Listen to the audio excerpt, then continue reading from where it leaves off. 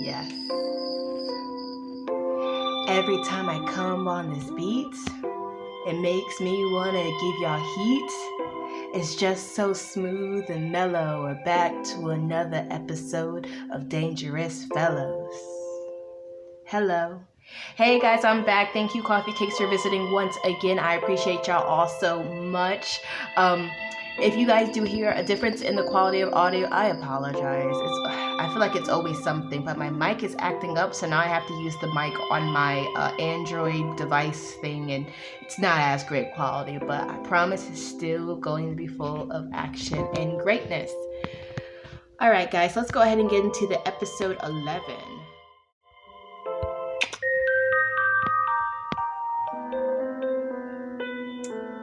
This can be pretty handy. Sure, why not, mate? Get it now. Ethan brought something with him from the back of the classroom. Okay. Oh, that looks like it could work. This is a pry bar. Oh, sorry. This is a pry bar, but people call it crowbar too. It had blood stains all over, but Ethan didn't seem to care. As long as it's zombies, right? Partly because of the strange noise I had heard earlier, I came to think of this place first. The library. The place that didn't open with the key. You ready? Yup, let's do it. Ethan stuck the crowbar in the hinge. Ooh. I hate when the music interrupts like that, guys. I get so nervous. The door broke open as Ethan pulled the crowbar. It wasn't hard to open as we expected. Ethan carefully led the way inside, ready to swing his crowbar. The room was filled with a musty smell. I kind of regret coming here. Well, I mean, we here, babes. We done made the decision. We done asked Ethan to come with us to unlock all these doors, and yeah, too late for regrets. The coat of dust everywhere made it obvious this place hasn't been used by anyone for a long time.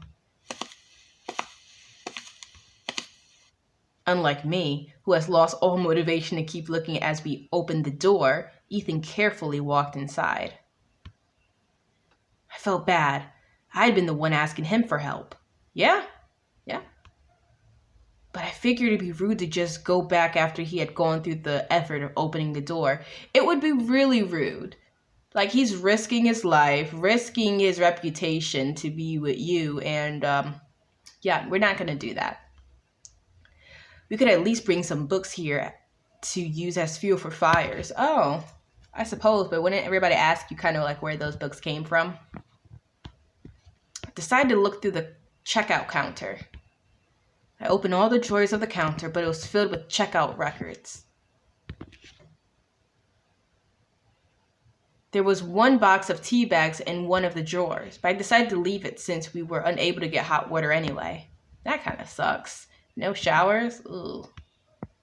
What a bummer. No food at all? I sighed as I reached for the bottom drawer.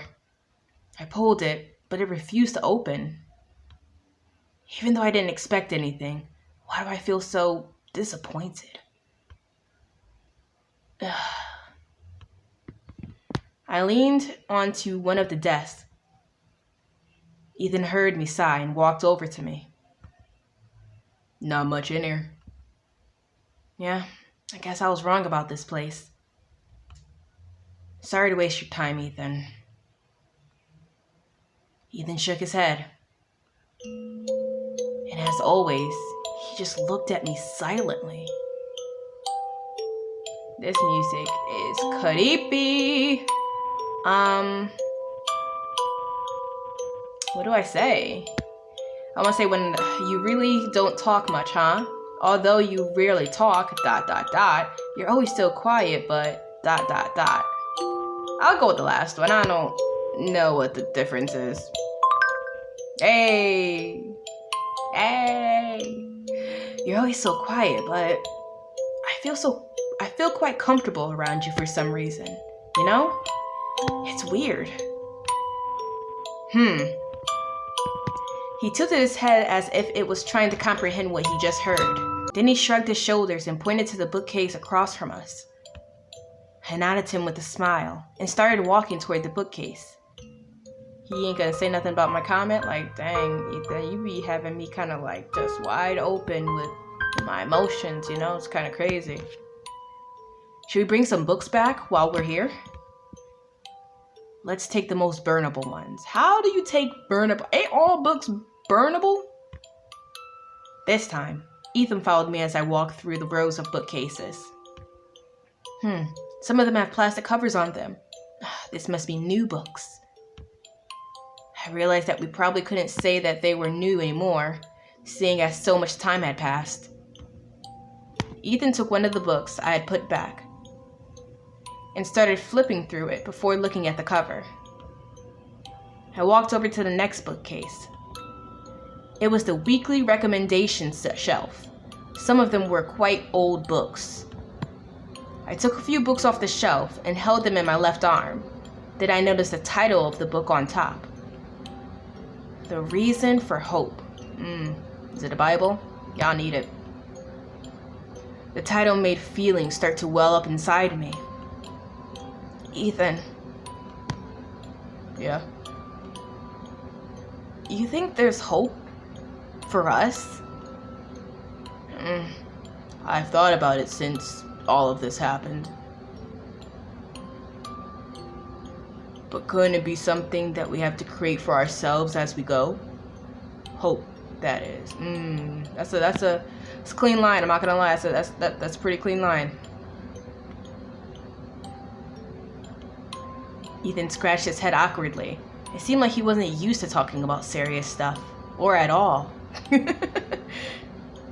But hearing his words made my tears flow down my face.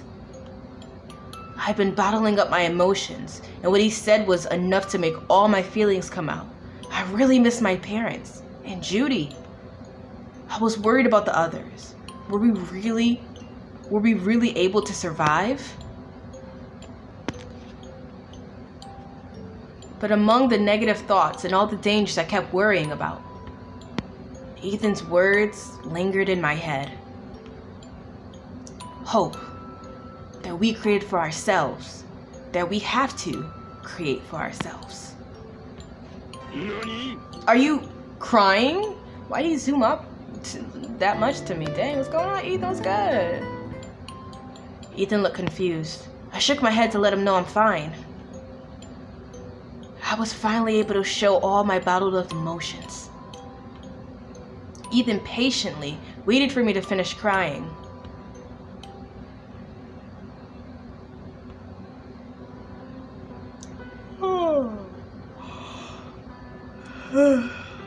That was real.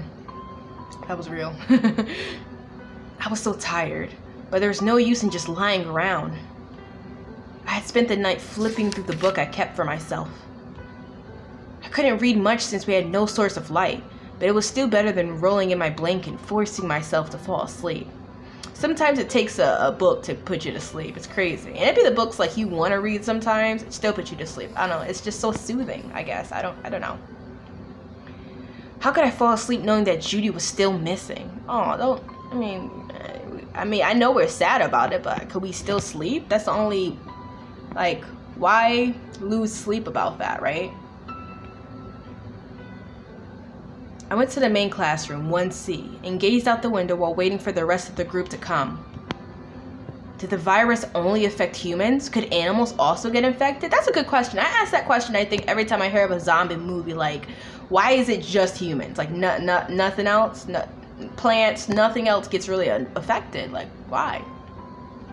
Not a single bird was chirping, and the entire city was dead silent. I stared out the window for a moment before turning my head around as I hear the sound of the door opening. What the? As soon as she noticed me, Scarlett frowned as if she had seen something disgusting. She turned around and left. Good, thank you. Clap, clap, clap, clap, clap, bye. Good where are you going? Hey, Scarlett. Bye, Zion. Go with... Yeah, bye. Bye, have a great time. Zion turned back to follow Scarlet. Wow, what a great way to start the morning. Did you get some sleep? Whatever, Harry. I'm sorry. I'm still upset with Harry from last episode and how he was so quiet when I actually needed him to speak up. Like, Eugene, like, you're the... To me, I like you the least, but you're really good at talking some common sense, for sure. Common sense. Why would I... Yeah, it doesn't make sense at all. And I don't want to suspect anyone without any reasons. Alright, Harry. Unlike Harry not wanting us to suspect anyone, Scarlet was certain it was one of us. That's the thing, though. Harry was like, don't suspect anyone. That was wrong. Let's all be friends. And then if she's doing it, though, we don't say nothing to her, though. Alright. Bye, Harry. What do you think? I'll take that as a no. Seemed like I wasn't the only one Eugene was salty with. Hey, how did you sleep? Not much. Well, I guess you really couldn't. Jeez, what the heck is up with that girl? Oh, Scarlet, besides everything? Let me think. She's not coming. She says she's too scared to be with her. Good. Bye. Let a fight break out. Good. We do not Bye. So she's absent from the meeting? I guess so. It was time for the morning meeting. I waved at the people as they walked into the classroom. Lawrence waved back at me with a bright smile. Hi, Lawrence. You've been nice to me. I appreciate you. Not much we can do about it. Meeting attendance is mandatory, but we are human after all. Nobody says that when I'm human, but okay. I guess we'll just have to make an exception for her this time. You want me to go talk to her again? Just leave her alone. She'll come if she wants. Honestly. Yeah, if. I tried to ignore what Jay said, and I was so close to punching him in the face, but I held it with all the willpower I can inside me.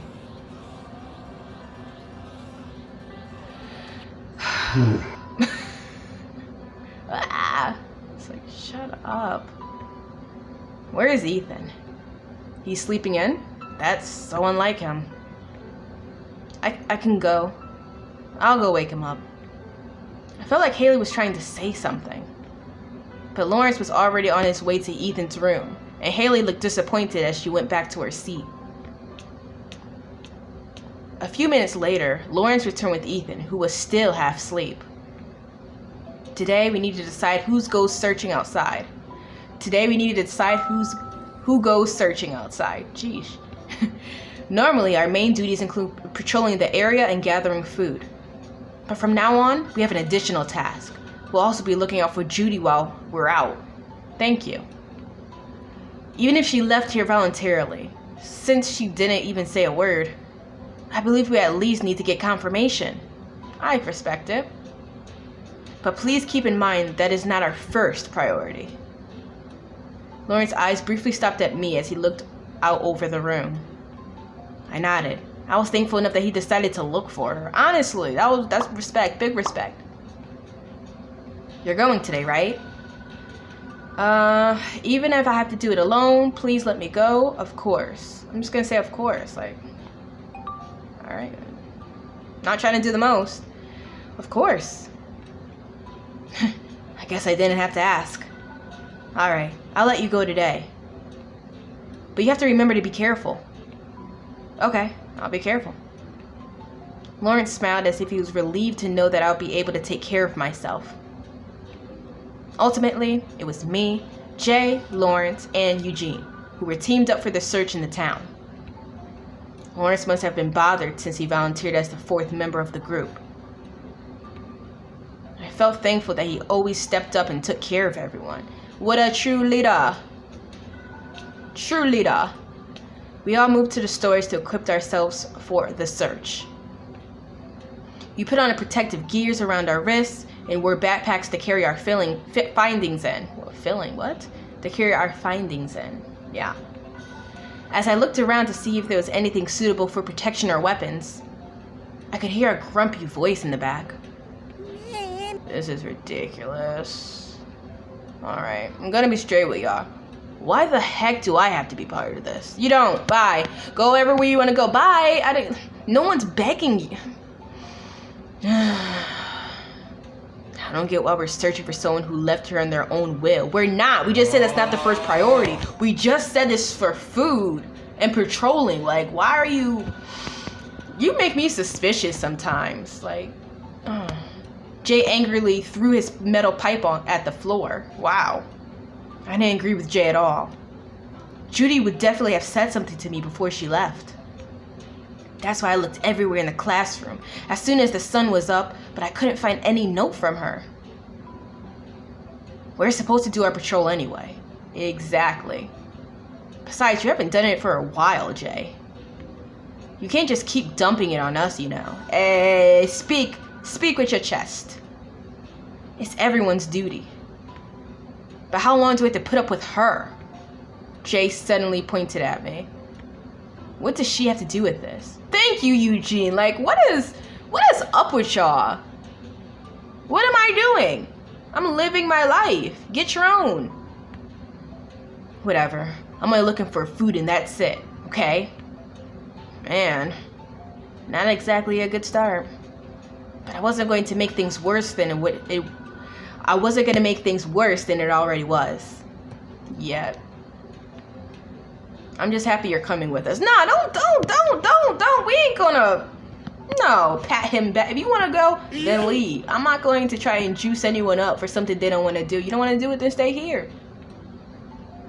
Jeez, you don't have to be too nice all the time. Honestly.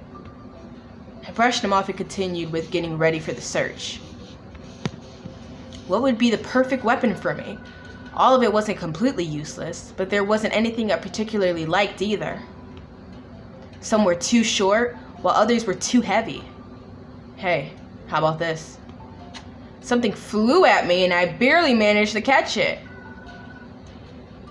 Me and Jay about to throw down and throw some hands. Honestly, I'm tired of it. You obviously did that on purpose to try and hurt me. Like, what is with you? Get a life. It was a plastic pole from a mop. I tried swinging it in the air. I liked that it was light and easy to use. It was a bit shorter than I'd like, but it was more than enough to fight zombies if I had to. I like it. Thanks. Yeah, I don't like it either. My hand still hurt a bit from catching the pole, but I smiled at Jay, who just frowned back. Why are we smiling? We be entertaining these fools way too much. Knowing that I won made me feel less angry about the situation. Puzzle piece? The second. Oh, okay. Cool.